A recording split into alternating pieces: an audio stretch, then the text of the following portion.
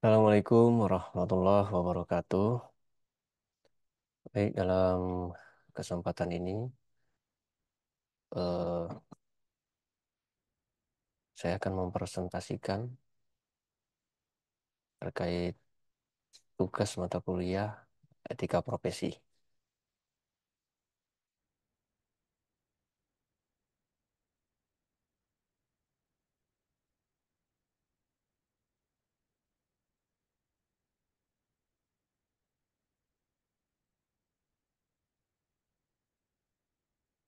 Eh, yang terhormat dosen pengampu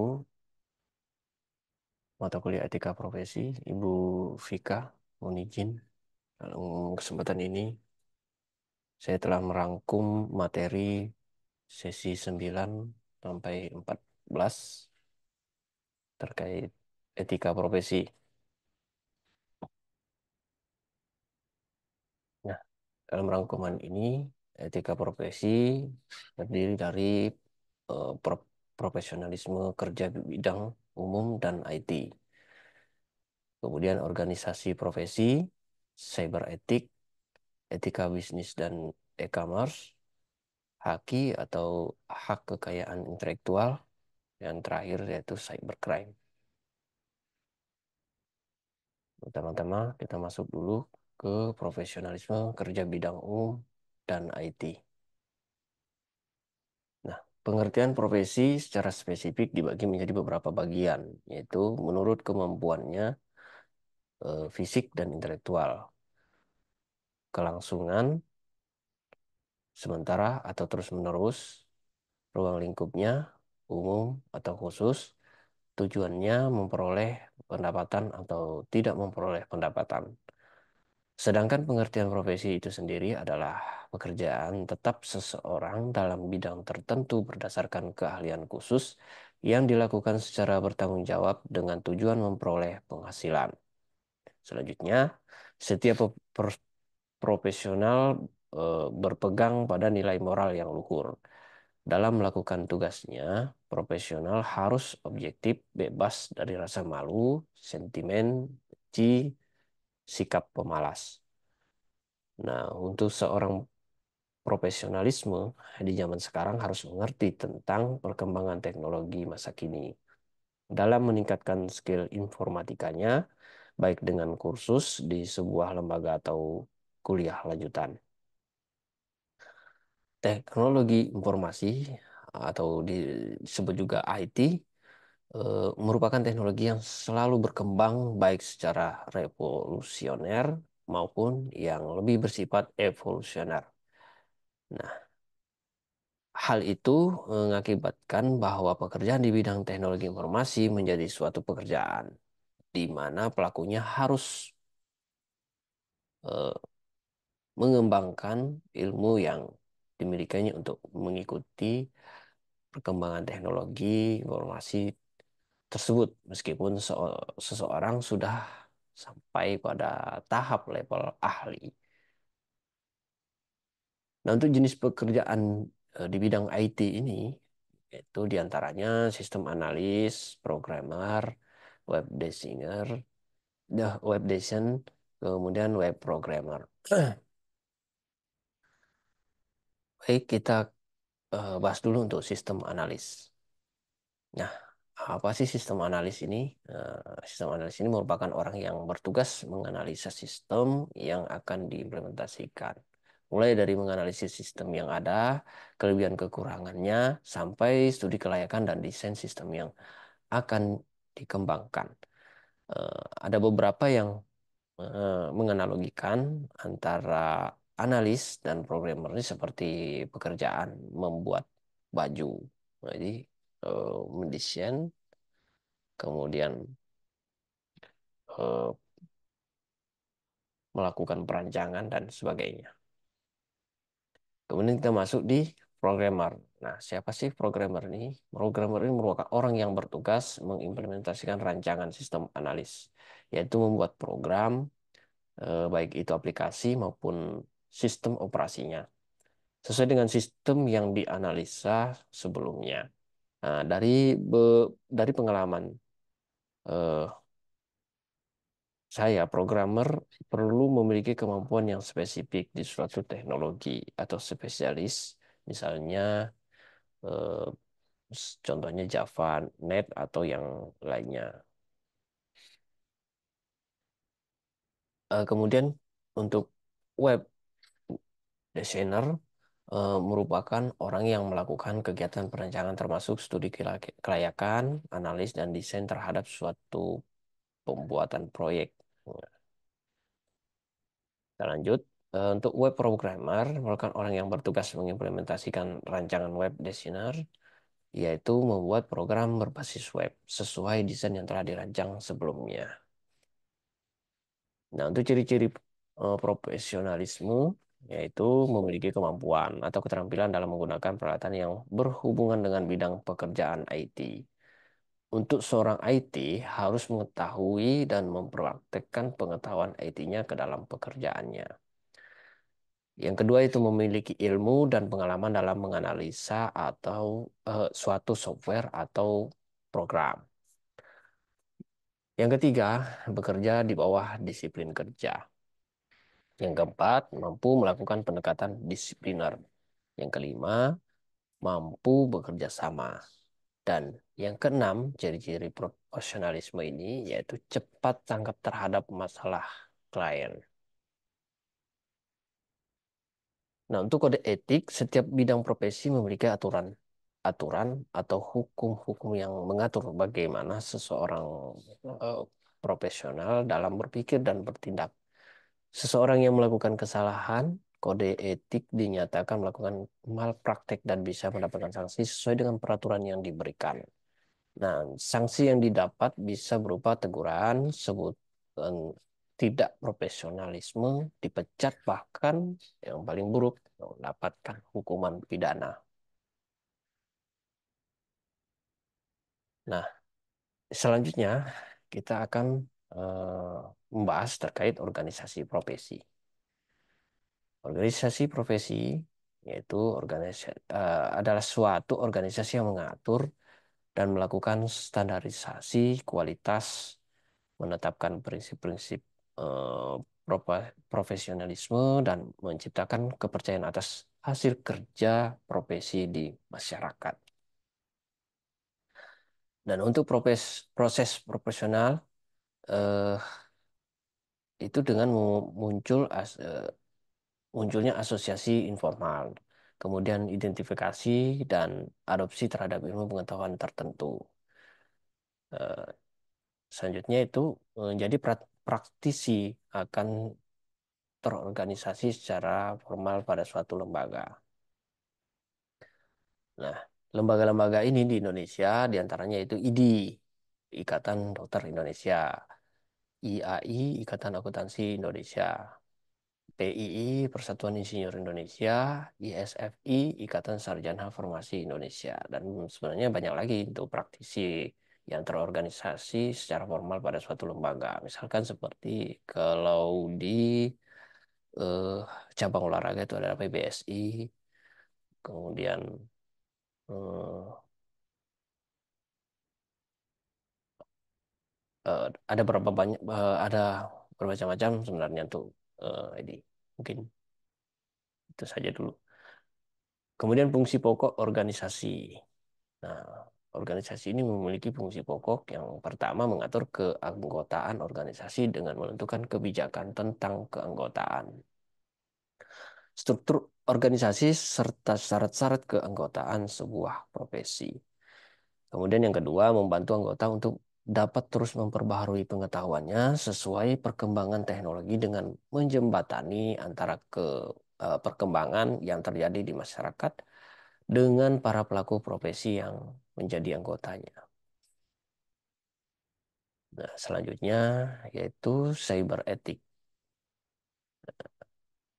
Cyber adalah sebuah media atau virtual yang dibuat untuk mempermudah pekerjaan manusia serta interaksi antara orang-orang di tempat yang berbeda. Fungsinya diantaranya yaitu menghubungkan manusia dengan komputer. Kedua, menghubungkan komputer dengan komputer. Ketiga, menghubungkan nasabah dengan bank. Keempat, menghubungkan manusia dengan manusia. Kelima, menghubungkan orang dengan instansi atau instansi dengan instansi. Dan yang keenam, yaitu menghubungkan user dengan profesi tertentu. Nah, untuk karakteristik cyber, yang pertama, beroperasi secara virtual di dunia maya. Kemudian yang kedua, cyber selalu berubah dengan cepat. Yang ketiga, cyber tidak mengenal batas-batas teritorial. Intinya tidak terbatas ruang dan waktu. Kemudian yang keempat, orang yang beraktivitas di cyber dapat melaksanakan aktivitas tanpa perlu menunjukkan identitas sebenarnya. Nah, ini. Yang kelima, informasi di dalamnya bersifat publik. Kemudian yang berikutnya yaitu cyber etik. Nah, kenapa cyber etik ini sangat penting? Yang pertama, pengguna internet berasal dari latar belakang budaya, bahasa, dan adat yang berbeda. Nah, ini cenderung apa namanya, bisa menimbulkan gesekan-gesekan yang mengakibatkan konflik secara nyata. Kemudian yang kedua, penggunaan internet biasa saja mereka yang eh, menggunakan anonimus yang tidak harusnya menyertakan identitas asli dalam berinteraksi. Kemudian yang ketiga, beragam fasilitas memungkinkan pengguna bertindak tidak etis. Jadi pengguna internet ini banyak beragam dan tipe orang berdasarkan watak penggunanya masing-masing. Hingga ini yang menjadi latar belakang pentingnya etik di cyber. Kemudian empat, perlunya memahami budaya internet bagi para newbie. Ya, ini bagi pengguna internet yang apa namanya eh, baru itu agar dapat memahami bagaimana sih cara berinternet dengan sehat. Ya, kalau sekarang itu ada program pemerintah yang menggunakan internet sehat. Nah, selanjutnya kita masuk pada etika bisnis dan e-commerce. Nah, netiquette atau netiquette adalah sebuah etika dalam berkomunikasi menggunakan internet. Netiquette dilahirkan oleh komunitas The Internet Engineering Task Force atau disingkat IETF. Nah, apa yang dilakukan oleh netiquette yaitu mengatur one way communication yang pertama. Yang kedua, netiquette pada mengatur one to many communication dari satu orang ke banyak orang. Kemudian yang ketiga, eh, informasi information service, di mana netiquette ini akan memberitahukan pengguna internet terkait kesalahan atau kejanggalan terhadap eh, apa namanya proses yang terjadi dalam penggunaan internet tersebut. Alasan bisnis perlu dilandasi etika. Nah, ini bisnis adalah bagian penting dari masyarakat yang terjadi dalam masyarakat itu sendiri. Nah, bisnis dilakukan menyangkut hubungan manusia dengan manusia. Maka bisnis membutuhkan etika agar mampu memberikan pedoman bagi pihak-pihak yang melakukan bisnis adalah kegiatan yang mengutamakan rasa saling percaya. Ini udah jelas ketika dibutuhkan untuk semakin menumbuhkan dan memperkuat rasa saling percaya. Nah, jadi etika ini dibutuhkan untuk semakin menumbuhkan dan memperkuat rasa saling percaya. Bisnis perlu dilandasi etika karena di samping mencari keuntungan juga bertujuan untuk memperjuangkan nilai-nilai yang bersifat manusiawi. Nah, beberapa alasan yang membuat bisnis perlu dilandasi oleh suatu etika yaitu selain mempertaruhkan barang dan uang untuk tujuan keuntungan, bisnis juga mempertaruhkan harga diri dan nasib umat manusia yang terlibat di dalamnya. Nah, jadi kadang-kalanya bisnis pada dunia cyber atau IT ini melibatkan harga diri seseorang dan nasib umat manusia yang lainnya. Nah, selanjutnya prinsip-prinsip etika di dalam ekonomi pasar global, kita harus mampu bersaing yang produktif dan efisien. Untuk itu perlu mengharapkan prinsip-prinsip etika. Nah, di antaranya prinsip ekonomi. Prinsip ini mengandung pengertian bahwa manusia dapat bertindak secara bebas berdasarkan kesadaran sendiri. Ya, jadi walaupun bebas harus memiliki kesadaran sendiri tentang apa yang dianggap baik untuk dilakukan dengan penuh tanggung jawab. Nah, salah satu bisnis yang berkembang pada saat ini yaitu di bidang teknologi informasi. Bisnis di bidang teknologi informasi memiliki tujuan dan format yang sama dengan bisnis-bisnis bidang lainnya. Yang berbeda hanyalah objeknya, yaitu teknologi informasi, kategori bisnis di bidang IT. Antara lain bisnis di bidang industri perangkat keras, bisnis yang bergerak di bidang rekayasa perangkat-perangkat keras, pembentuk komputer. Nah, bisnis di bidang industri perangkat lunak, bisnis yang bergerak di bidang rekayasa perangkat lunak atau perangkat lunak komputer, ini seperti software. Teknik rekayasa yang dimaksudkan di sini yaitu eh, analisis, desain, spesifikasi, dan implementasi. Nah, beberapa penyebab sistem perdagangan elektronik berkembang pesat, diantaranya setelah bisnis di bidang industri menghasilkan suatu produk dalam hal ini produk komputer, misalnya, maka bagian bisnis ini bertugas menjual dan mendistribusikan produk-produk industri tersebut. Berikutnya, bisnis di bidang pendidikan teknologi informasi. Bisnis di bidang pendidikan dilakukan mulai dari lembaga-lembaga khusus sampai ke perguruan tinggi di bidang komputer. Kemudian bisnis di bidang pemeliharaan teknologi informasi. Selanjutnya bisnis yang memiliki spesialis di bidang maintenance dan teknisi. Nah, inilah beberapa penyebab sistem perdagangan elektronik berkembang sangat pesat. Nah, dari kegiatan-kegiatan tadi lahirlah yang disebut dengan e-commerce. Nah, perkembangan pemakaian internet yang pesat salah satunya menghasilkan sebuah model perdagangan elektronik yang disebut electronic commerce atau e-commerce. E-commerce adalah sistem perdagangan yang menggunakan mekanisme elektronik yang ada di jaringan internet. E-commerce merupakan warna baru dalam dunia perdagangan, di mana kegiatan perdagangan tersebut dilakukan secara elektronik dan online. Ya, yang terjadi pada saat ini yaitu eh, transaksi pembelian dan penjualan tidak lagi dilakukan tatap muka, tetapi juga dapat dilakukan dengan elektronik seperti e-commerce ini. Dan hal ini juga diatur dalam model hukum. Nah, untuk model hukum e-commerce sendiri, itu salah satu acuan internasional yang banyak digunakan adalah UNCITRAL, Model Law and Electronic Commerce, tahun 1996. Nah, UNITRAL ini sebagai salah satu komisi internasional yang berada di bawah PBB.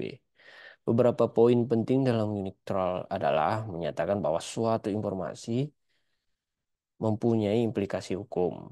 Ya, jadi setiap informasi itu mempunyai implikasi hukum. Jadi eh,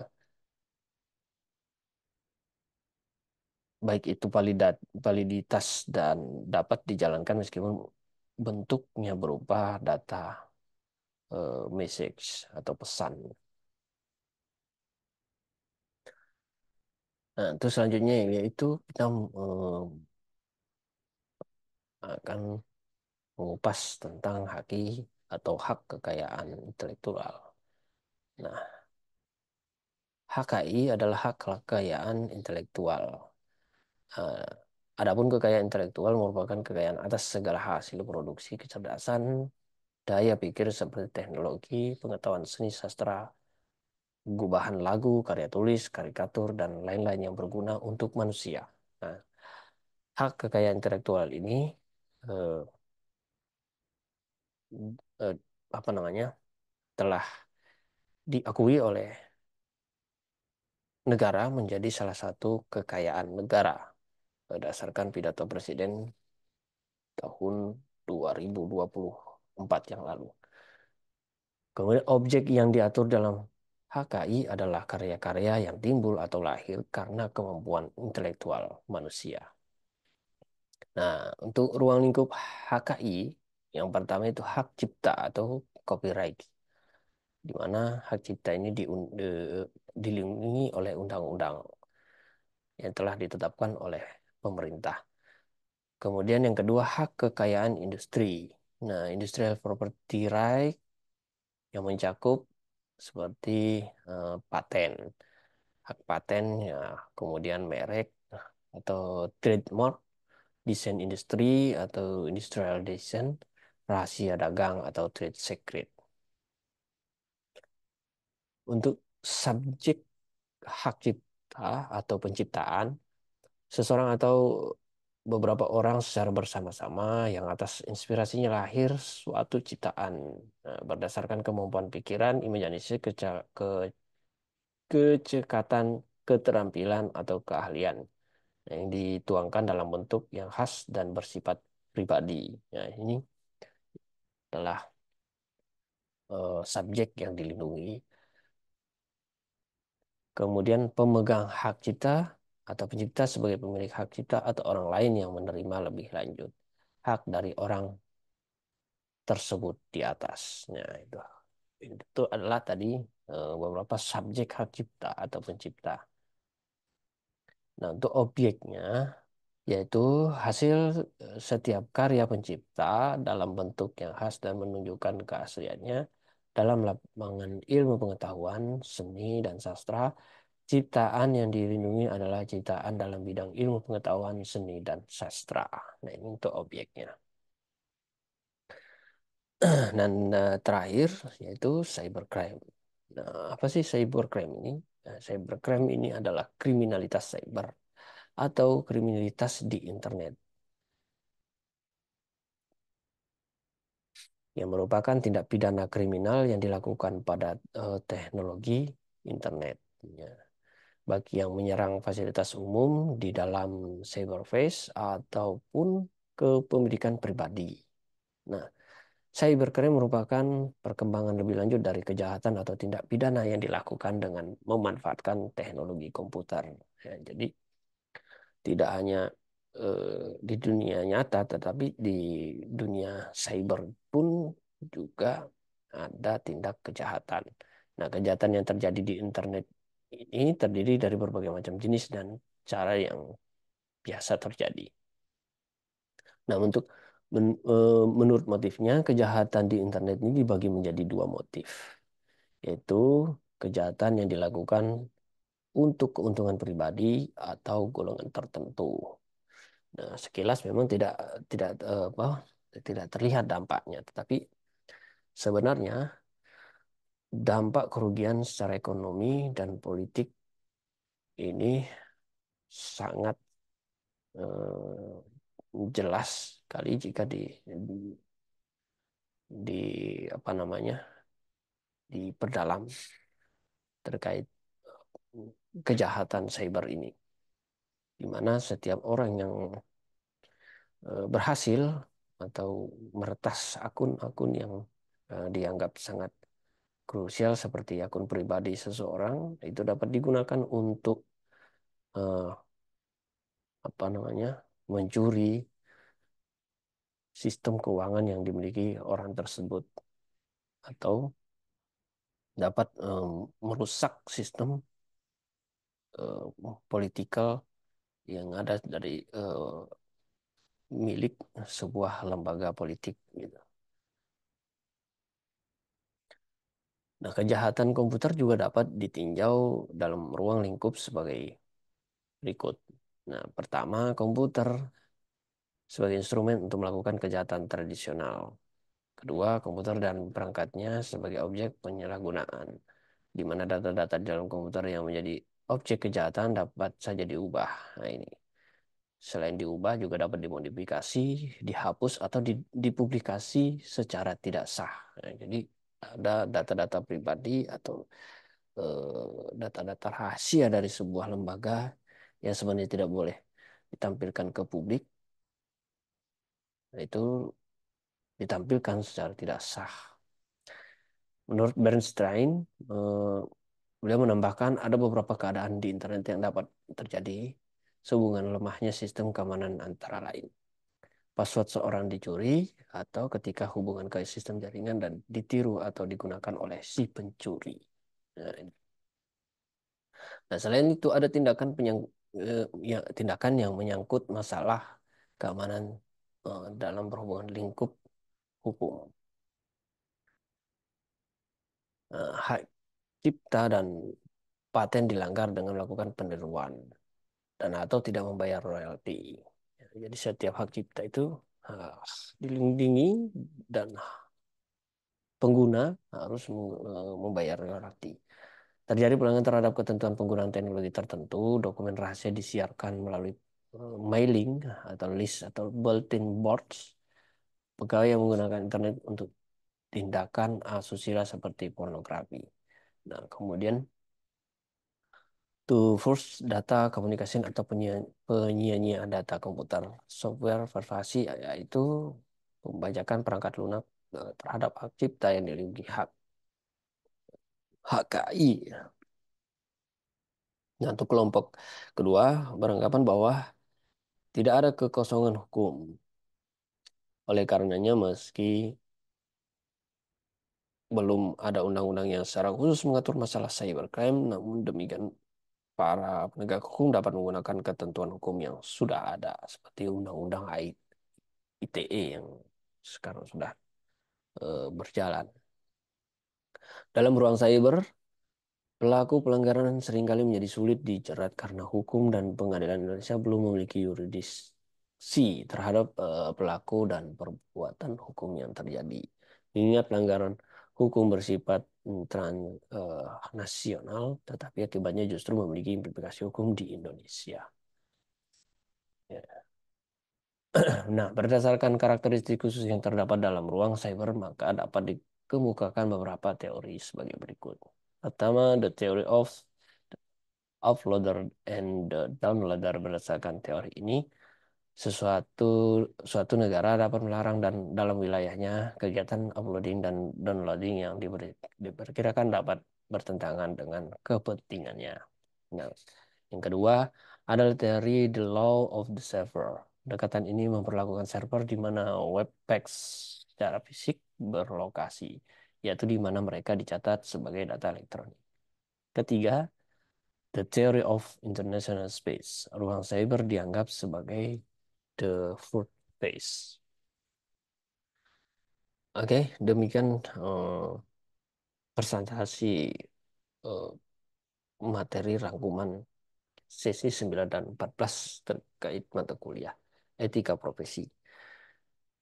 Demikian yang saya dapat sampaikan. Mohon maaf atas kekurangannya dan terima kasih atas kesempatan yang diberikan. Saya akhiri. Wabillahi taufiq walhidayah. Wassalamualaikum warahmatullahi wabarakatuh.